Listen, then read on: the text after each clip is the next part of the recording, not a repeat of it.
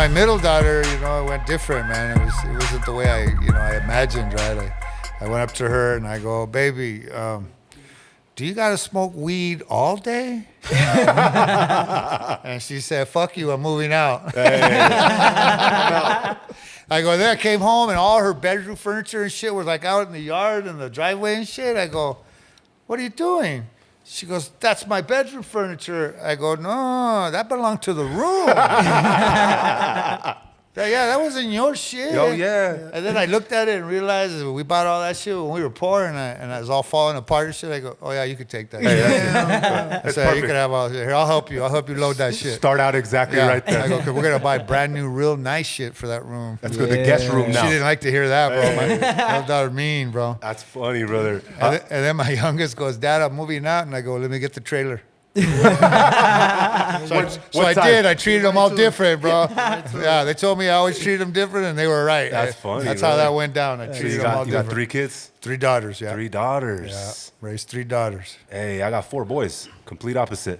Yeah. Right. Complete opposite. Complete. But I get it, because, you know, when my oldest moved out, brother, like I was telling you, you always see it on the Lifetime channels of the moms always like, oh, mijito, what are you going to do? Empty nest shit, right? Yeah. Swear to God, when my son moved in, I was like, mijito, what are you? It was me, dog. Mom was like, all right, yeah, it's time to get the fuck up out of here, my dude. That was a year too late. Yeah. And he's like, it was because of COVID, bro. I gave you a year grace period. Yeah, year grace period. Get your shoes, get the fuck out of here, bro. Cool. No, don't listen to him, bro. He was like, man, I'm just moving all my all his heat press and everything for his oh, I did move it in there. He moved it in there like a couple days after. For a little while, brother. Yeah, little while. We're making a big ass closet. I've been doing all the work myself, man. I redid all the floors, ripped all the carpet out, put in that, the vinyl, luxury vinyl planks, and I did all that. And they're like, "You do that work? What did you think I was just born an actor, or what?" You didn't think I had to? Yeah, you didn't think I had to work? I had to get up and go to work and provide and. Hey. I mean, that's the shit I did at night, hoping that one day, something would hit. What was kind of one of your first jobs, like just to kind of make ends meet? I mean, as a kid, I think everybody did like bus boy shit, So I worked as a bus boy, and then waiter, and then I went to college. I went to a small town, Eastern New Mexico University in Portales, and I worked at the clothing store, and then in the summer I worked at Whirly Mills. And, those grain mills, you've seen those big grain mills out there.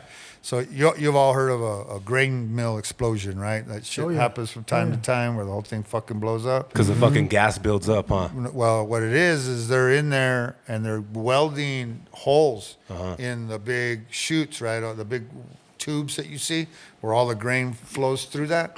Well, eventually, that wears out or rusts or whatever.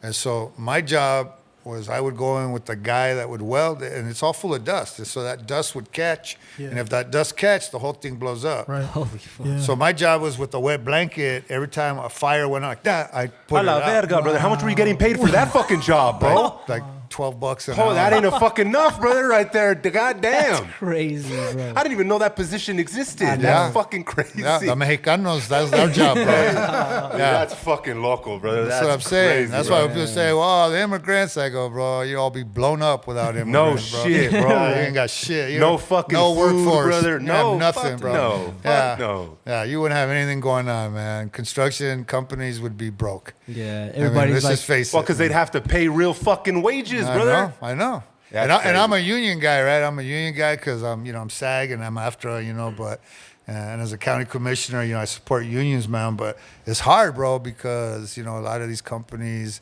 they won't do it, right? So we passed a resolution saying, look, any job past $7 million, it has to be a union job, right? And so so then when we have a job that costs more than $7 million to do, nobody's bidding on them now. Yeah. Not even the union shops are bidding on them, man. Wow. So we're in a kind of a hard place here, right? We want to support unions because we want to support livable wages and all the benefits that come with it, and that's what we fight for, right? But it just never seems to work in our favor because the people in power, they're too smart.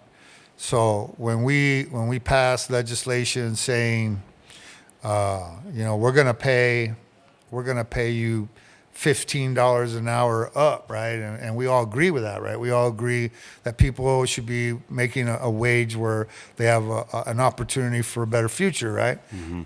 And then you have the Republicans in Santa Fe saying, no, we can't afford it. We're not going to make, we're the business owners. We're not going to make the money. We're going to, so you hear those arguments, and then we somehow pass it. The next day, everybody's rent goes up $500 a month. Right. Damn. Yeah. So no matter what we do, bro, we do not get that money. We can't use that money to benefit ourselves.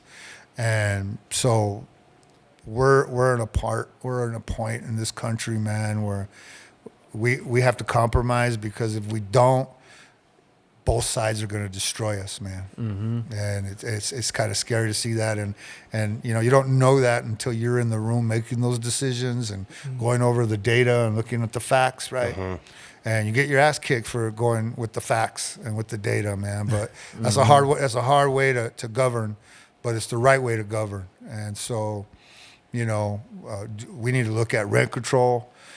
And look, and I'm not trying to keep people who own properties from making money, because we've all been told that best investment is being a property owner and having rental properties and build wealth, right? Family wealth. Yep. And so I don't want to ever stop that, because I think that's an opportunity for us and for the gente, for the people who come out with nothing, right? And not born with a silver spoon in their mouths, right? The problem is that I think you should justify every time you raise your rent, right? So if something happens to your property and you got to fix it, well, then everybody's got to pay in a little bit, to fix that, right? But once it's fixed, man, you gotta put your rents back, right? When COVID hit and everybody, let me tell you something. You're paying $1,900 a month for a 2-bedroom apartment. Yep. Who's ever going to get out of that? Never. Man? I mean, you're never going to get out of that. No.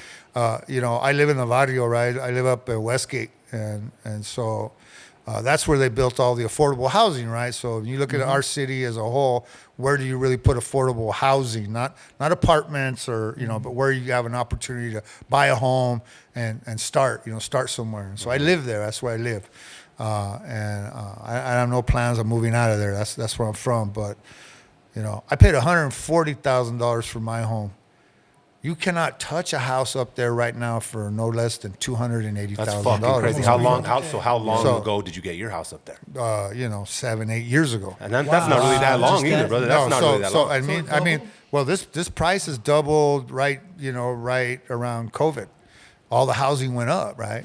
So what we did is, what do I do as a commissioner? What do I do as a leader in this community to figure out how do we, because we're in a housing shortage on top of just affordable housing shortage, right? So what do we do? So I met with the county assessor a couple of weeks ago, and what we're going to do, because I built a casita on my house for my mom. She's 90 years old. So I built her a 500 square foot, nice little casita, right? Yeah. And she's there, right? So me and my brothers feel safe now that my mom's not a target no more. Because, my mom was a tough lady from Martinez Town, bro, but... she's a target now. Me and you all know that, right? Because we come from these neighborhoods. We know, you know who not to approach, and you know who a target what a target looks like. For sure, brother. And now my mom looked like a target, bro. So. And it's sad that it's even like that, bro. That there's people that actually do target like the elderly like that. Yeah. You see it on the news all the time. I know, bro. And that's just human nature. I wish I could tell you the survival for some people, man, and it sucks that they choose that for survival. So the best that we could do is keep our people safe. So I did that. So what was cool though is now, right? So now we took, because the market was perfect, right?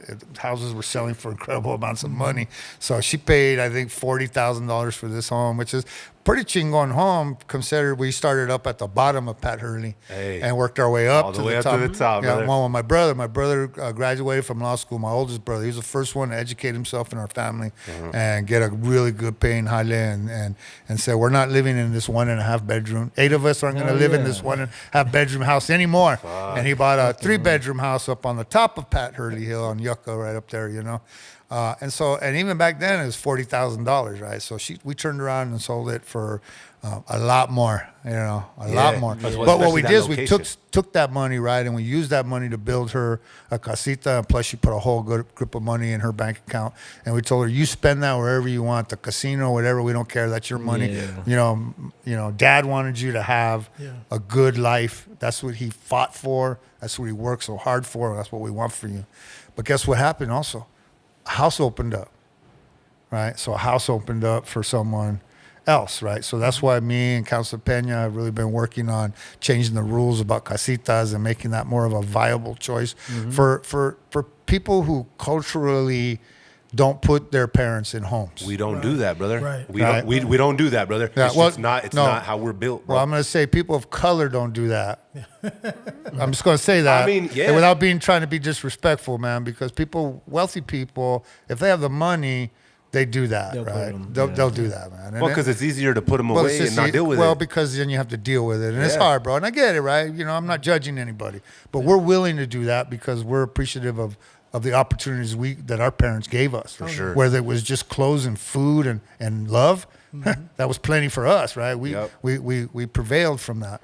So I met with the assessor, which is a guy who does property taxes and all of that. So what we're going to do is we're going to give people tax breaks, because what happens when you add on your home and you add value to a home, your property taxes go up.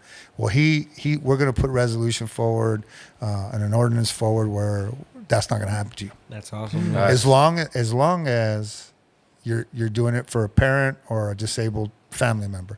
If you turn it into an Airbnb, you're going to pay Sorry. taxes on Oh it. yeah. Okay. Yeah. Yeah, you know what I mean? Perfect sense. Well, but that makes sense sense. for us down here because, like you said, like my nana stayed with my tia until her last breath, brother. Yeah. Like we were always all there. We just it's just not in us. Like that's just not I how know, we're man. built. No. And man, my nana would have fucked us up if we even attempted to try to do that shit too, bro. Oh, yeah, we didn't. Yeah, I worked in one of those. Another job that I had. I worked Oh, in. shit. Yeah, so my journeys, it all comes from experience, man. Are we rolling? Yeah, we're going. Okay, dog. yeah. So that's one thing I kind of wanted to actually ask you, bro. Yeah. Is obviously you're from Nuevo, dog. Obviously born and bred, right? Mm-hmm. So, like, always here, always Burke. Like, where's your family? So like, from, my brother? family comes from Martinez Town. I'm a Martinez from Martinez Town. And my DNA says that I'm 40% Native American, so that's Pueblo Indian here in New Mexico. So we could trace our lineage probably about 400 or 500 years here in New Mexico. So I've never been. So people said, why don't you move somewhere else? I go, I'm connected here somehow. They don't get it. For some reason, I'm connected here, and I don't really have a desire to live in LA or New York or wherever things are happening, Atlanta, that. what we do is we build our own here. And I've been a big part of helping build the film and television industry, advocating in Santa Fe for the tax breaks. We did the Breaking Bad bill where, we give 35% for TV series because they're here 7 months out of the year and providing longer term jobs, because the film rolls in 32 to 36 days. They're in, they're out, and I get it. We're giving them money to do that. But what we're doing is we're building an industry in the state of New Mexico where now we have local guys building studios. We need more of that studio space in order to grow. So you have to have the infrastructure in place in order for it to grow. So we put the money where our mouth is, right? We gave them the tax incentives. We did all that, but the community's starting to come together and start building, the facilities Yeah. to make it happen, man. And so it's a game plan for everybody. And look, it takes Republicans and Democrats to do that. Right, you need to have the Republicans and the money that they have to create, the facilities, and then you have the Democrats who fight for, make sure everybody's getting paid a living wage, and and that they have insurance, and they have all the things that we need, and so you need everybody, man. Both sides gotta that's work what towards it. that's what this country was built on, and now it's just become about power and really not about people. And so for me, I just got to keep my eye on the prize, right? And so the prize for me is what's outside my window, and that's Nuevo Mexico, bro. And so that's where I'm going to fight. That's what I'm going to do.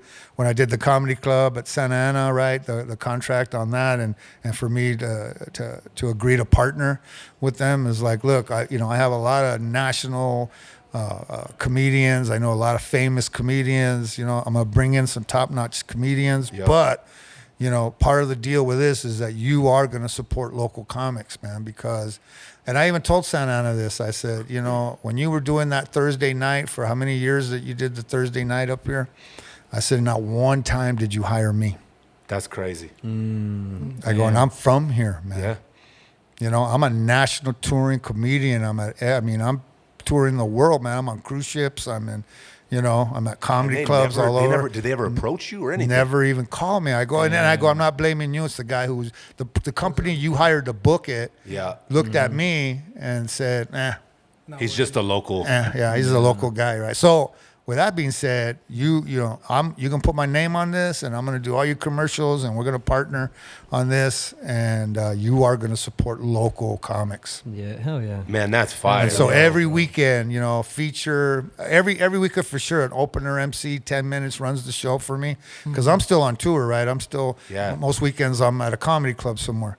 And so that helps me be able to have somebody I trust to run the show and guide the show, down that night, and they get to work with national touring comedians, so that pads their resume, right? Yep. Because in this business, they want to know who you work with, right? Who you've been with, and that's just the way they don't care about your education, right? And so that's what. I don't like to put down education, but after 3 years in college, man, I'm like, I gotta go to the real world, man, because we're living in fantasy land here, and not that I didn't mind doing Shakespeare, I was really good at it, but Chicano doing Shakespeare wasn't really a career path. I mean, I don't know if they're gonna hire you for it, brother. They didn't. They actually told me. I didn't think so. They actually told me, man, that was a great. I auditioned for a couple here in Albuquerque, and they were like, "Wow, what a great performance! What a great audition!" They go, "But you're Chicano."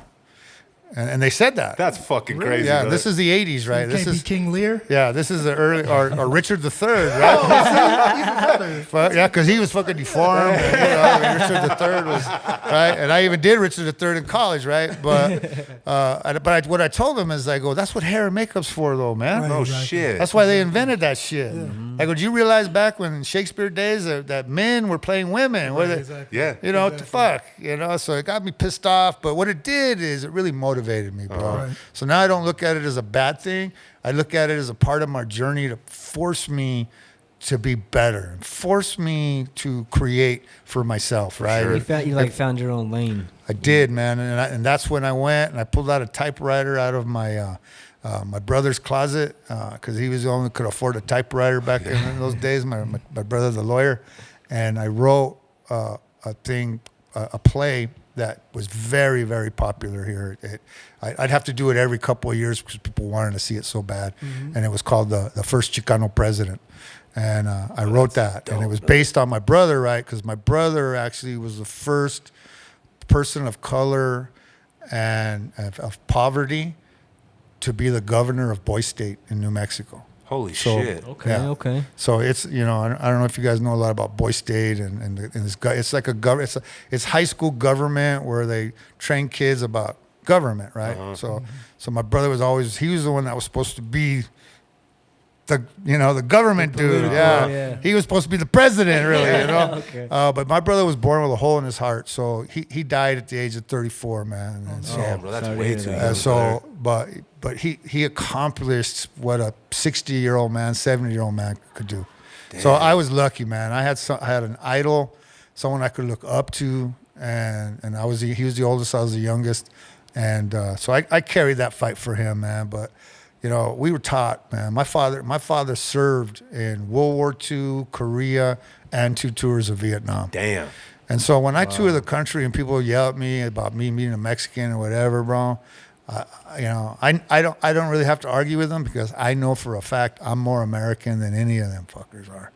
I just know it. I just know that's who I am, and I know what my family has sacrificed to be part of this country, and that you came and stole our land. Right. One of the jokes I say is I go, you think a wall's going to work, bro? Because an ocean didn't stop you fuckers. Facts, bro. Right? Fucking facts, bro. Right? That's a big old ocean, bro. Yeah. And you motherfuckers still got over here and took our and shit. we still couldn't stop you. Yeah. Right? Yeah. And we didn't. We didn't stop them. And that's old, right? We can't be crying about that. But what we can do is let them know, right, who we are and that we belong here. and that we need to sit down together and we got to figure out a way forward, man, because that's where we're at. Together, there's dog. no going back, right? No one No. drives a car backwards, so that's not a solution. No.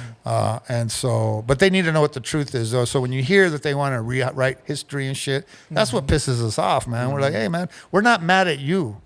We're not mad at your ancestors because, you know, we don't know where they ran from. We don't know what made them, you know, go across that ocean to come here. I can't judge that. We don't know that. We can be mad because you came and took something that didn't belong to you, we think. Yeah. But for you to be mad at people who are migrating to this day to us, to this country, because you don't know, man. You didn't walk in their shoes, bro. No, fuck And no. so, yeah, is there some bad people in there? Hey, in this room, we could honestly agree. Yeah, there's probably some bad people coming, bro. For sure, but there's bad motherfuckers here Already. and every color, every race. Don't matter, yeah. Right? There's bad people. If you're a shithead, you're a fucking shithead. There you brother. go, man. Point blank, it doesn't and that's, matter if you're and fucking that's who I'm orange or racist blue. against. Yeah. I'm racist Shithead. against assholes, Yes, man. dog. Yeah, and fucked up people, right? Yes. That's what I'm racist against, man. I say the same shit, bro. Like, I don't give a fuck what you do in life, brother. Like, be who you want to be. Yeah. Go the direction you want to go. The moment you hurt innocent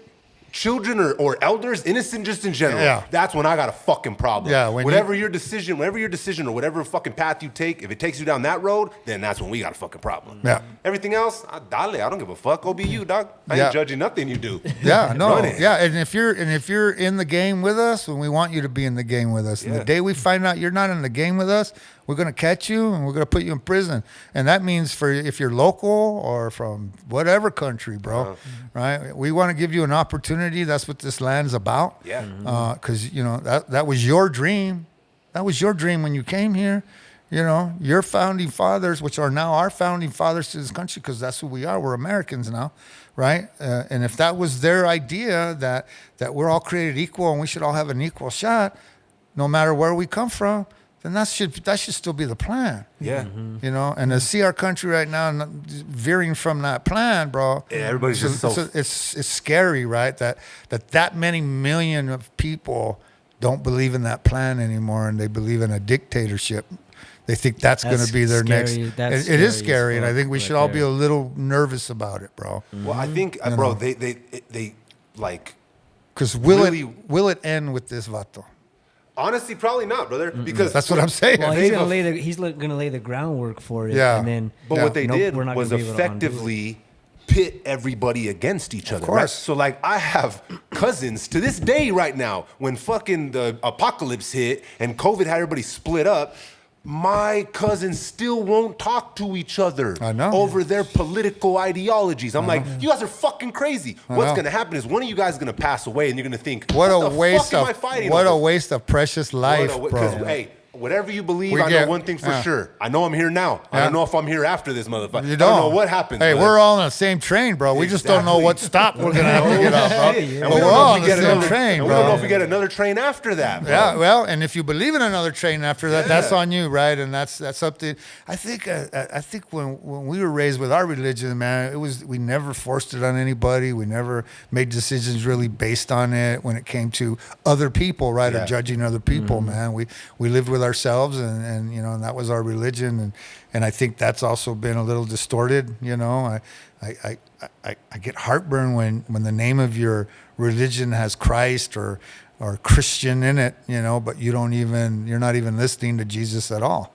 Well, a You're lot doing of the that. total opposite. Completely It's total gambling, You know, opposite. when the smoking. evangelicals are not even preaching Jesus anymore because he doesn't fit in their narrative. narrative. Yeah. You know, it's crazy, man. But this is the thing. It's America. They have the right to do that. If that's what they want to follow, just don't push that onto us through politics, through policy, to create policy to push your religion. And that's all we're that's asking you crazy. not to do. That's all we're asking you not to do. We want you to be you. We want you to be you. Yeah. As long as you're not a criminal or whatever, we want you to be you. But yet we see this thing play out in front of us. I stopped watching the news, bro. I don't know about you. I do 5 minutes to make sure that we're not at war. Can't even do it. You know what I mean? Yeah, just making sure that we're not at war. That I know we're supporting wars, but that we're not at war. Yeah. And as long as we're not at war, I got stuff to do, man. Honestly, I just get on my roof. I look around. If there's no bombs dropping, That's I'm probably good. easier. That's probably an easier way to do it, man. They're not dropping bombs in Albuquerque. We're good, dog. We're Yeah, good. no, and we need to be concerned, but what we really need to do is just focus on what's happening locally. You need to be aware, especially locally. Yeah. Yeah, so locally, I represent the South Valley as well, and my job has been, redo bridge. I'm on the second phase of that. Isleta, we're going to break ground on that.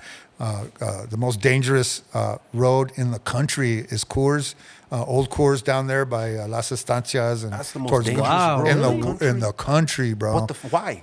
Because there's no sidewalks, there's no medians, there's very little lighting. Yeah. You know what I mean? It's just dangerous, bro. Yeah, That's it's just dangerous crazy. down there. So I'm fixing that.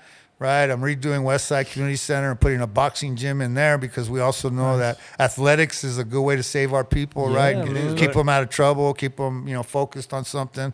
I know baseball did that to me as a young man until I didn't grow, and then And you're like, I'm gonna go do something else. yeah, then theater. I looked at theater and said, man, all the good-looking chicks are in theater, and none of those guys want them, Right. Because they're awkward. right? You got to be that guy, brother. I'm like, I could do that. I could do that. Yeah, fuck baseball.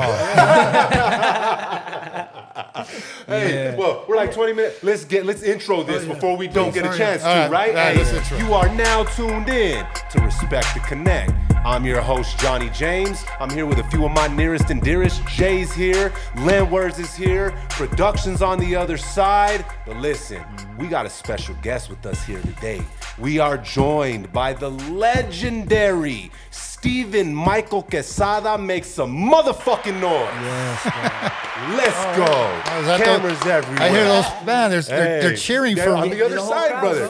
that Hey, must be some good weed. It is, brother. It is. That wolf's breath, bro. They got to cheering from the other side. Hey, it's funny when we're in here filming sometimes, they'll see me and fuckers are like trying to get my attention. I'm like, brother, I'm trying to fucking podcast right here. They're like, what's up, bro? Yeah, go buy some. I got you after. Hey, but so Funny, man. I'm glad you brought that up, brother, because seeing how our city is, how our state is that what made you say, you know what? These fuckers don't understand. Watch out. I'm going to strap up my boots and I'm going to make them understand. I have to show them. Is that what made you shift into because I know you work with the schools and you're in politics now. Is that what shifted the decision in your mind? There are a lot of different things, man. I think number one is, my first move was from doing gang intervention programs to, the community coming to me and saying, hey, man, we saw that you supported this charter school. They made you the president of the governing council, and you turned that school from one of the worst to the 7th best school in the state. It's a big deal. Well, and then I had to tell him, look, man, I didn't do that on my own. And what I did is I knew who to bring in, right? I knew I needed to fire that principal. I knew I needed to bring someone else who understood a charter school, because it's sort of like you have to be a superintendent. You have to be able to grant write and bring in funding other than the funding that comes with the students. And I really believed in school choice, right? I believed in, because I thought back at, I went to West Mesa, and I thought back, I could think back and pick 20 dudes that I used to have to protect, and shit, I had to fight for myself as well because I was a little dude, but I didn't like people picking on people. So, and I could probably think about 20 people that didn't belong in that big school. Right, they should have been at a school where they felt safe, where where they could have excelled in what they liked, right? And so you should have those choices out there. That's why I really supported Papa, where my kids went, which is a public academy for performing arts. Data, like I said, when we did the after party, we trained those kids in television production. And I thought we need more schools like that, man. So He's with the next gen. So next gen, all these choices, right? Where they didn't belong in that big school. And I don't want to take away big schools because some kids thrive in that. Athletes do. There's a lot of different, reasons. You got to have the options. Yeah, and you have to have, and you got to want to be there, right? And some kids just were awkward. I was a nerd too, man. I mean, I wasn't, I wasn't who I think I am now. Hey. I made that vato up. Hey. But, are any of us, yeah, bro? yeah. And you're right. Nobody really Are is. any Right? of us, brother. Right? That's for sure. I went to West Mesa too, bro. Okay. When I went, it's my freshman and sophomore year. There was like 1,300 kids at that school. Yeah. It was a lot. So we had to do like two different lunches. Yeah. 3 lunches at one point, and Yeah. then some kids stopped showing up. Yeah, so we did 2 lunches too, man, when I was there. Yeah. It's crazy, bro. But you could think, right? You could think of kids that could have probably thrived somewhere else, bro. But they didn't. Yeah. Or you, right? But that's the thing. But this is it, for especially on our side of town, man. Parents could only afford to get you to the bus stop, bro, and wherever that bus takes you, that's where you have to go to school, man. And Yeah, no shit. so you have to create those opportunities within the community, right? So that was a big push for me. The South Valley, the Southwest Mesa has a lot more charter schools now. We have a lot more choices. Yeah. I would like to push more towards, technical VOTEC kind of stuff like TVI used to be, CNM before it was CNM, where they're teaching you carpentry and electricians, and because we need that, right? I get calls all the time, construction company, people own electric companies, telling me, commissioner, I need employees, I need people, and I go, well, we need to be training our kids to do that, who don't want to go on to college, who have a better idea than going on and accumulating $100,000 worth of debt. No shit. Because you can make really good money being an electrician, being a plumber. You're talking $25, $30 an hour. Dude, I called my lawyer the other day and asked him if he did auto mechanic work because I needed someone to do it cheaper, bro. Seriously? Exactly, though. Like there's trades where you can make really good money. So I did that, right? So then after I did that, the community said, hey, man, we need you to run for the Albuquerque Public School Board because you need to push that same agenda there, right? You need to be able to give choices to those kids, and so I did, and I went, and and I really fought against a bunch of things. I think one of my major fights that pissed me off is, because I had chosen art. They would always come up and do like a presentation to the board. Back then I was board member. So board member Quesada, we're gonna do a lot of these new electives with music, and then I go, oh, hold on, time out. And they go, what? I go, why do you call it elective? What do you call it? Why do you name it something like you think like anybody can do it or only dumb people can do it? I go, and that's why a lot of my gente are in jail and in prison because they were good at that, but in school they said, "Oh, that's all you're good at. Yeah, it's just that's all you. That's you're never gonna have a career. You're never gonna have a right. Yeah. There's not gonna be an outlet for that." And they're so wrong, dude. And I know they are. And that used to piss me off. I said, "Don't ever call it an elective to me. You call it part of the curriculum, or don't even do a presentation to me." No shit. Right? Because I was doing the gang intervention program and I was trying to raise some funds. We were going to do a film, and this company is a tech company, local tech company, and they were giving $10,000 grant. And I went into meet with him, right? Because he's like, and this was like probably year 2 of Breaking Bad, right? And I was doing stuff with middle school kids through the Mi Voz program at YDI, Marcos Baca. And God rest his soul, man. My homeboy that passed away, man. But and so we went to get some funding, right? And this guy goes, "Oh man, I was going to give you funding, but we're a tech company. We're more about STEM, and we don't really, But I'm a big Breaking Bad fan. I just wanted to meet you." Oh fuck, bro. So I go, okay. So he goes, and this is a statement. He said, "I don't see the relevance of art, right?" Oh. And so I said, "Okay, look, bro, I'm going to leave right now." I go, but before I leave, I just want to just say this. It's weird how you don't see the relevance of art. You're sitting there in a suit that was designed by an artist, in front of a desk that was designed by an artist, in a building, by the way, that was designed by an artist. I said, and you have nothing but paintings on your walls, which were done by artists.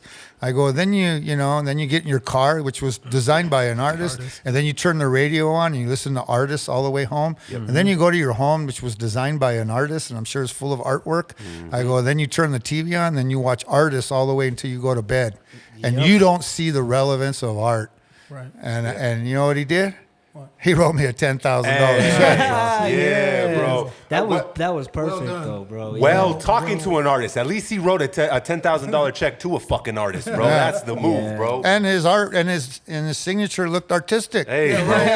So I think it's just they don't want people like. They don't want people to feel like that's a viable option, brother. They really don't. Well, and to be realistic, New Mexico is rough. It's a gamble, right? But it's not that big of a gamble anymore. And not everybody needs to be in front of the camera, bro. No, There's dog. a lot of jobs behind the camera, high-paying, good jobs behind the camera. All artists, they're all artists. Editors are artists. The music that goes in comes from sure. people putting their blood and sweat in a studio, man. That's art. For sure. You know, I mean, that's the cool thing about the film industry. It's a collaboration of many. I mean, just going out looking at locations, being a locations scout, you have to have an art to it. You have to have an eye for it. There's there's something to it. Costumes, hair, makeup. I could just go down the list, man. There's so many. And that's the collaboration, and that is an industry that we can build here because we come from a state of a bunch of artists that historically we've been putting in prison for marijuana. Yep. And now look where the fuck we're doing a podcast, brother. And now look what the fuck we're doing. We're in a consumption lounge and we're selling weed on the other side. Yeah. But there's still some of our gente that's locked down There is. over some stupid ass shit like Or that. ruin their life. And Completely. they can never turn it around, right? We've institutionalized them. We've ruined their life. And then when they get out, we put on an application. Have you ever been convicted of a felony? And that's all they see. And they'll never get an opportunity. if And they if think lie, that it's another everybody. charge. Yeah. It's terrible. Yeah, It's right. terrible. Yeah, they get So you charged can't for lie life. about No, it. can't lie about it, man. So you got to get rid of it. Yeah, So exactly. what we got to go do is Santa Fe and say, hey, you need to take that. You need to make that illegal to put that on an application because if you hired this dude who came here to change his life, he's gente, bro. He's probably going to be your most loyal employee. He may be your worst or he may be your best, bro. And that's a gamble, right? And we know that he might be institutionalized and he might mess up. But a lot of us them will. come out way more disciplined because it's like some people go to the military to learn that. Some people actually go to prison to get that regimented lifestyle because they never had it. Yeah. And they were young, running in the streets, didn't have any like guidance or anything like that. And they come out. They're some of the most like zipped up, tightest. Like there's a lot of successful business people that if you That get them, come out of the pinta. Oh, yeah. you get them outside of a camera and everything. Dude, they'll tell this you. is what I learned being a gang intervention guy. If you give people an opportunity, they'll amaze the hell out of you, man. But if you do not give them an opportunity, they will disappoint the crap out of you. Man, and it's bro. not their fault, man. It's just the way we set up this system to work. And that's why people like me and you guys, talking about this, bringing this out to the public, making us aware that, we've got to figure out how we create opportunities, right? So I'm not a lefty progressive. I'm not a righty. I'm in the middle, bro. I call myself a moderate Democrat. I look at, corporations, they suck, right, at some level because of how they pay and all the movidas they're trying to do and not pay taxes and all that. And look, I want to hold them accountable to that. I don't want to support that. I want to make sure that they do what we do. But you can't be in a state where you're against them 100% because if they don't come here, I know that 0% of zero is zero. That's how much math I know. And I know that and I know that math. And that math, I don't like that, right? I want to be able to we're already struggling enough. Bring those jobs here and then make them accountable, right? You can't make them accountable till you bring them here, right? So in my district, we're opening up a Maxion plant that's going to manufacture solar. They're manufacturing solar. Here in the state. Solar panels? Yeah, solar panels. That used to be overseas, and because Biden passed that bring industry back legislation, they came back, and they came to New Mexico, and they're up in my district on Mesa del Sol, but yet we had a progressive commissioner vote against it. Progressive, mind you. Solar. What was the reasoning behind it? Right. Yeah. Yeah. Hey. said the magic word. Yeah, Vidas, man, bro. yeah. Hey, I think the reasoning behind it is that he grew up on the east side of town, went to St. Pius or Well, somewhere, yeah, and he forgot what it was like, or he never really knew what it was Never like knew. to He be didn't have to see those- to be a Chicano. Those P&M bills. Yeah, to be a. To be, He never had to see those I'll light just say he bills. was never a poor Chicano. yeah. Right, I'm just going to say it that way. I mean, that and changes it's your not his perspective fault on it. either. It's not his fault Yeah, either. That's what he sees, right? And I don't think he has any children at this point. Yeah. And so, you know, I want my children to stay here, bro. I want my children to have jobs and opportunities, man. You know, that's my job as a commissioner to fight and advocate for that, I believe. And I also have to be on the other side, like the progressives, and fight for make sure everybody has paid time off Yeah. and that people have, you know, a living wage and they have insurance and they can take care of their family. You know, so there's always a fight for me. I fight both sides. Yeah. But I can't just pick one side and be against the other side and not get nothing done. Because then everybody's gonna fucking lose. Man, Then everybody's We gonna lose. Warren Buffett. Your children lose, and my children lose. sure.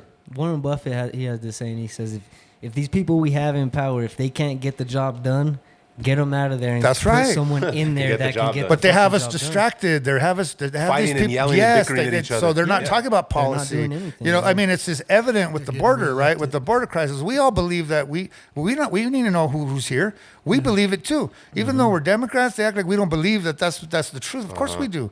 If you know who I am, you better know who everybody else is too, No because shit. you know I'm Yeah. playing by the rules, Yeah. man. Yeah, So we definitely. we don't want you to get rid of them. What we want you to do is we want you to streamline the process process. so we Yeah. know who they are. Simple. So we can give them the number like you gave me a number.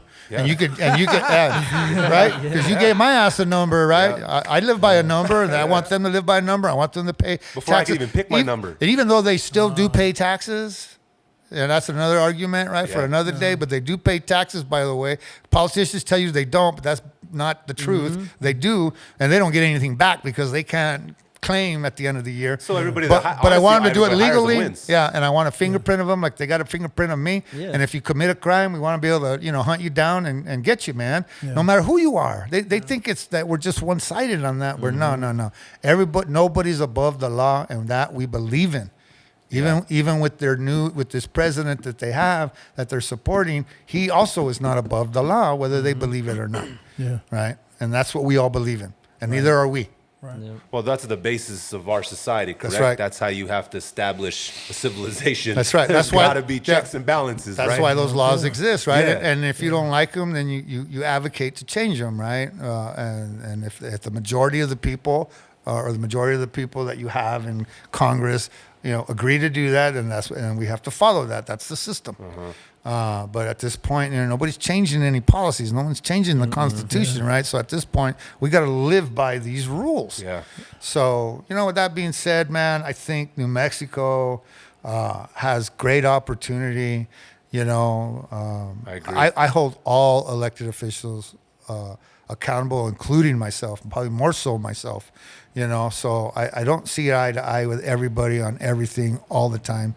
But what I'm gonna say is I think that we're making good strides to try to move in the right direction, and that if more people got involved, not just in the voting aspect of it, but of being involved, whether it's in your neighborhood or in your schools where your kids go, or somehow, reach out and be involved in the community, that will help us change. Because I'm going to say this is something I wrote many years ago, especially for you parents out there. Your children will follow your example before they'll ever follow your advice. Oh, no doubt. Wow, yeah. For sure. Yeah. For You sure. have to lead by example. Yep. And I had to change that myself. And my parents, although gave us love, and I was so lucky to be a quesada. I came from a very good family, bro. But they weren't involved in education. They just thought APS is responsible for our education. Right. And, I'm here to tell you that APS is here to assist you in your children's education, but you are responsible for your children's education. So when I say by example, if they have homework, you need to go over it. You need to look at it. You need my kids, I don't know nothing about math. There was letters in their math, bro. I go, there's letters in your And math. they do it different now, too, anyway. I said, This book's messed up. yeah, you mixed your English with your math, bro. Right? And she teacher's goes, tripping. she goes, no, that letter there identifies as a number.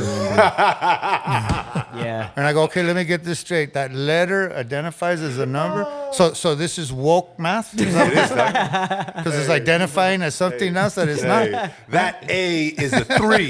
Three. I might look like an A, motherfucker, but I'm a 3. And if you call me an A, it's gonna Hey, be a problem. you call me right. an A, That's right. you gonna catch this 3 ass whooping real quick. We're going to protest your business.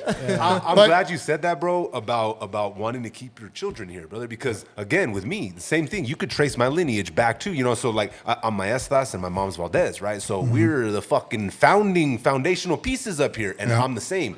I'm connected in a way that I can't really describe when I try to, Yeah, right? But I want to make sure that my kids want to stay here and keep our tradition and carry our gente into the next generation. Our number one export. You know what our number one export is? I always say it's our culture. It's mines. It's our educated children. Yeah. Hey. The smartest, Number one the- export. Yeah, Wow. the smartest kids in New Mexico. Oh, are the always The leaving. smartest Shit. kids in New Mexico don't live in New Mexico, bro. Yeah. Yeah.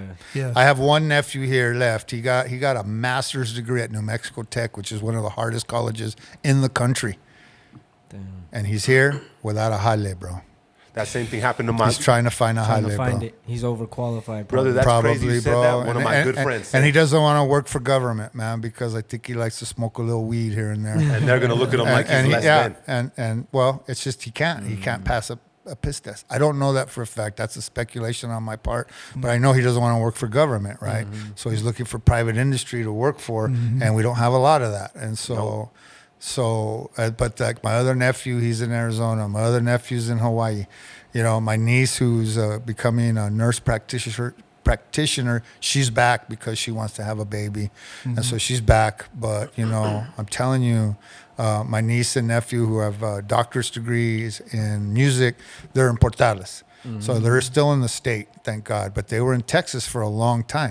Right. So I'm just telling you, man, that's our number one export. And so Is our educated it's up children. to us to That's change wild. that. It's our responsibility to bring in the jobs. I got a question for actually both of you guys. I feel like both of you guys represent the state, represent the people really well, and it's important. Obviously, it's important to you.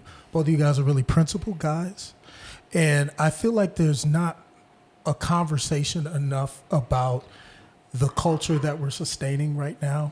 And I think it's important. Like when a group of people get together, sometimes they police themselves. They say, "Yo, we got to stay on code." What's the code here? What should it be? What should we be pushing and pursuing as far as our standard for ourselves out here? We're so far behind when it comes to opportunities and really knowing what a future would be and what's going to get us there, right? We've always been told it was go educate yourself and then that would put you on a track. So we always pushed each other like, hey man, do good in school, try to do good in school. I had good friends who kind of try to do that. But realistically, when you grow up in the neighborhoods that we grew up in, we're thinking, why? I don't see light at the end of no tunnel. There aren't going to be no opportunities. Well, there's for no me. feria in finishing high nothing- school. Yeah, for us, yeah. I mean, I finished high school by the skin of my teeth, man, because I didn't really know what was going to happen for me. Because I didn't see that, right? So we try to keep ourselves in check, So what we do hold on to is our culture. So that's what we're proud of, right? So now, right, the mayor calls everybody a Burqueño now, so I've changed my name to a Duqueño. Hey. But he says Burqueños. Yeah, he says Burqueño. Burqueños, Says bro. Burqueño, but I'm a Duqueño. There you go. Right, so just so I could say that I'm trying to hold on to what my culture is and who I am. So the Duke is the Duke of Albuquerque, which is a big part of his heritage and about 23% of my heritage, right? Yeah. And so I'm proud of both of my heritages. Very much, right? I'm not on one side of that fight or the other. Yeah. I'm proud of who I am. I think me being a little bit of a mutt, I mean, all my best dogs have always been the mutt, man. So I think I'm They're a the really ones that are good the dog. most fucking loyal, dog. We're loyal. So loyalty is something that's very important to us, right? That keeps us on track. That's why, we're good to hire, because if you give us an opportunity and believe in us, we'll be loyal to you to the end, And so we bring a lot of things culturally culturally to not only the workforce, but I think to being an American, we bring those qualities here. It's just we lost our way when we're trying to identify how we belong here, why we belong here. I think you can't rewrite history and try to write us out, because then you really will disfranchise us, and then we don't know why we're here. And they're trying to do that to the black community as well, when they're trying to rewrite history books, and they don't want to talk about slavery. They started with the rewrite. Yeah, that's what I'm. Yeah. They want to control the we narrative. brought them here to give them opportunities. Oh, we trained them. Yeah. It's always the opportunities, right? Yeah, we trained them. And so that's where we get mad, right? That's where we go, hey.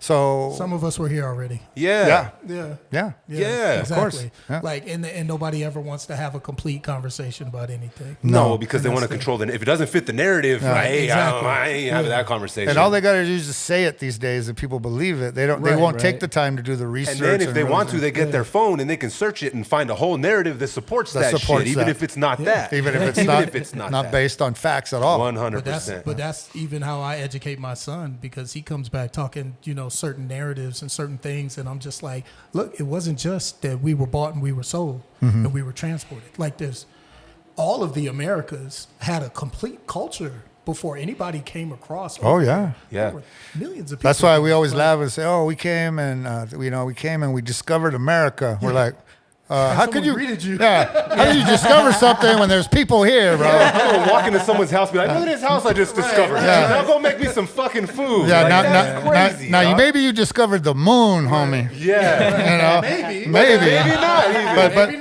But you don't know that for a fact. Maybe not. But all we can tell you is there was nobody there when you got there. But here, there was many people, millions. They eradicated 90% of the Native Americans through war, disease, and whatever else, alcohol. It's wild, brother. Right? And then pushed them off to the side. They're like, "Here, we're gonna give you the shittiest land we could possibly give With you. no water. Enjoy it. Enjoy your opportunity. Yeah. Here's your opportunity. Here's your opportunity." So those are the opportunities we saw. Yeah. So, I but think we're fighting for it, and and that's just part of the game, right? We don't expect for it to give us stuff. No. We know we're willing to work for it. Yeah. I like to work for it, brother. I I do too. appreciate it more. But I want to keep what I work for too. Yeah, and that's the other thing. I think for me, bro, like with going back to the question of like what is our code, right? Yeah. I'll double down on what Steven said. Loyalty for sure, right? Respect's a big one, and one that I'm establishing with my kids, right? Because again, the world issues, I like to pay attention to that. Obviously, it affects us in a way, but what affects me the most is what I can affect in front of me, and my children are the first step, right? So for me, the big thing now is loyalty, respect, obviously, but fucking discipline. Discipline. Do not rely. You guys have heard me fucking talk about this a million times. Motivation, inspiration, all that shit is fleeting. That shit'll come and go. You're lucky if you get motivated. But if you're fucking disciplined to show up when you're not motivated, that's when it what's works. gonna happen when you are motivated, brother? Trust me, man. I my career, I was at bars. Anyone would give me a microphone, man, so I could tell jokes, so I could That's talk what I was gonna about- ask you. Did you start with, so did you want to go into started- acting or was it comedy? I started in theater, right? Like I said, and then I wrote a few really good plays. And then this comedy producer, stand-up comedy guy, local guy, who booked like bars around the Southwest, he approached me and said, "Dude, you're so funny on stage. You should do stand-up." And at first I told him, "Yeah, get away from me, dude. Do I look stupid to you, bro? Because I ain't stupid, bro." And then after a couple of years of doing theater and starving, I thought, well, I'm gonna give it. What does it pay? And he goes, I pay $400 a night. What? I never made that as a performer ever. Yeah. And so I said, well, I'll give it a try. So I did. I did it. There's a big story behind that, but short version. I did it. Fell in love with it, and I never looked back, man. I did nothing but stand-up comedy all the way till about 2005. That's now crazy. I would teach acting and do stuff with kids and use those in programs, so I had that skill set for me, but I did not do, and film and television is a whole other animal besides comedy and theater, right? It's a different style of acting. It's just a different approach to acting. So I didn't have, that kind of skill set really because I didn't study it. But in 2005, I decided I was going to give it one more try. Cause see, when I was acting in 81, 82, there was only one Latino role a year anyway, Pepe. So everybody would audition for Pepe. I was about to say Lou Diamond Phillips got you. Yeah, Lou Diamond's got Pepe, or Paul Rodriguez got Pepe, or then later George Lopez got Pepe. All right, so you're thinking, why do I need to audition for Pepe? I need to figure something else out. And so comedy is, they don't care what color you are. They don't care if you're good looking or skinny or fat or short or tall. Or are you funny or are you not funny? That's it. And for some reason, I was funny.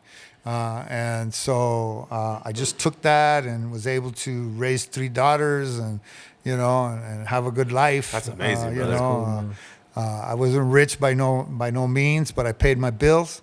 And that's all I cared about, right? Is I just made ends meet and I paid my bills and I was still able to do programs and still be involved in my community. That's a big deal. You know, and I did all of it. I did my brother Rick's job, Calderon, wherever you are in heaven.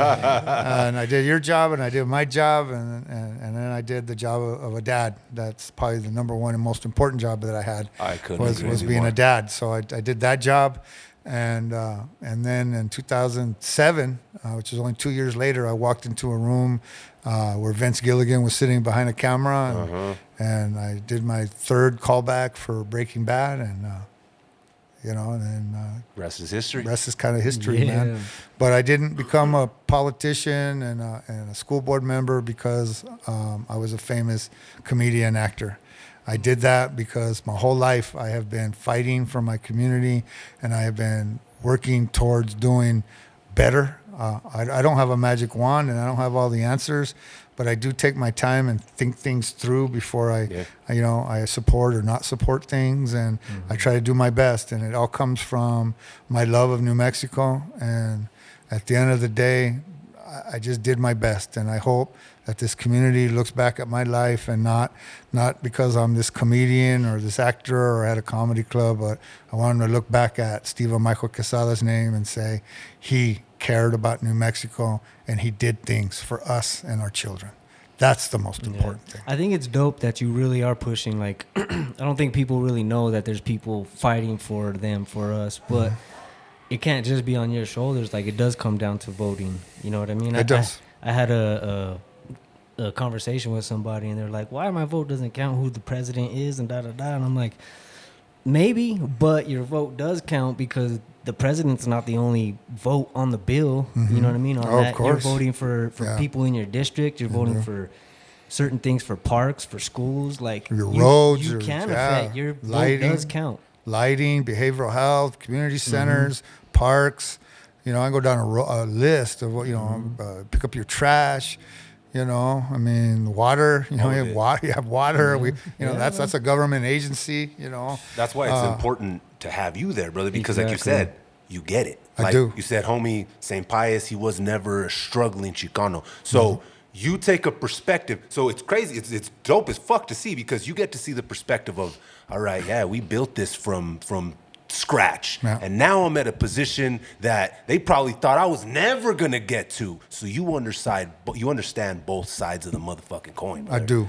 And that's great to have you there in So position. I got a flag, guys. You know, it's Super Bowl Sunday. My wife's a 49er from San Francisco. But before I leave, I'll end with this, man.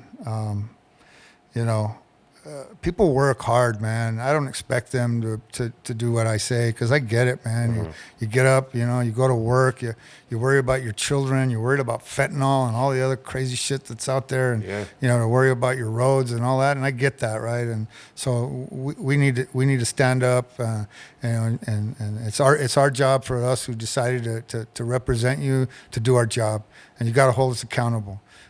But if you don't let your elected officials know what's going on in your neighborhood and your block, or your fears of fentanyl, or your fears of opioids, or you know all the other stuff that's really truly destroying our community, if you don't reach out and make them accountable, bro, then they won't be. So that's where you get involved. You don't have to run for office. You know, and you're not being a pain to nobody. That's their job, man. So you know, use your voice. all their stuff is on an email. You can just shoot an email to their office saying, "Look, I'm a dad, or I'm a citizen, or my road has a pothole. The kids are swimming in it.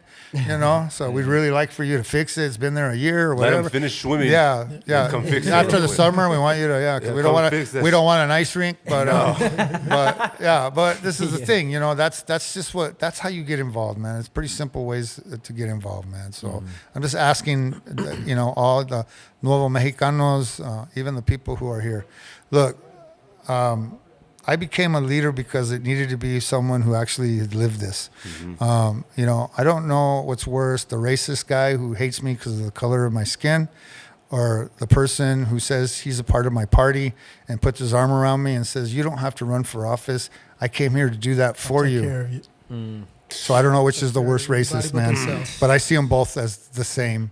At least that guy, I know he hates me for the color of my skin. This person, I don't trust him either, man. And we have a lot of those out there, unfortunately. Well, the enemies that in front of you is easier to on see, that side right? of the party, man. So I'll just say this: it's not a party thing; it's a people thing. Find out who that person is and what kind of human being they are, and not what party they're affiliated with, and that's how you can make a good choice locally. Man. Locally, that's how you do it. All Man, right. brother. So, Hey. guys, thank you so much for inviting Gracias. me, man. And I had a good time. You guys are very smart and caring people. That makes me proud to be a part of your show, man, because it matters, right? And Thank so- you, bro. So, thank you for so- coming. I couldn't Thank thank you enough, brother. Yeah. Continued success. Thank you, Keep man. fucking grinding. I will. And gracias, brother. I will, man. And I'm done in 10 and a half months, and then golf for me, man. Yeah. So, where can we find your next show or next stand up? so I have the comedy club at Santa Ana Star, Quesada's Comedy Club in Cantina, and I'll be headlining June 14th, 15th, I think. So my deal with them as a headliner is to do that twice a year. I'm on tour right now, but if you want to see my last special, it's called The New Mexican. It's on Amazon Prime, called The New Mexican. And so if you've been interested in looking what kind of comic I am, check it out and give it a look. And other than that, man, I hope to see everybody on TV or in the movies, baby. Hey, brother. All right. My brother. Thank Stay you, safe man. out here, bro. I will. All right. you, brother. Thanks, guys. Until next time, respect the connect. Peace.